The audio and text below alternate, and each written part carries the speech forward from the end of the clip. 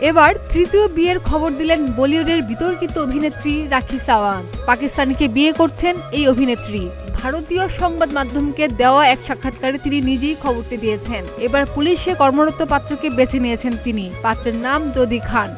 তিনি একাধারে পুলিশ আবার অভিনেতাও। পাকিস্তানে গিয়ে নাকি বহু বিয়ের প্রস্তাব পান রাখি, সেখান থেকেই বেছে নেন দোদিকে। তিনি বলেন, আমাকে অনেকেই বিয়ের প্রস্তাব দিচ্ছে। আমি যখন পাকিস্তানে গিয়েছিলাম ওদেরও নজরে পড়েছিল কিভাবে আগের বিয়েগুলোর জন্য আমাকে হেনস্থা করা হয়। আমি অবশ্য প্রস্তাবগুলির মধ্যে একটিকে বেছে নিবই।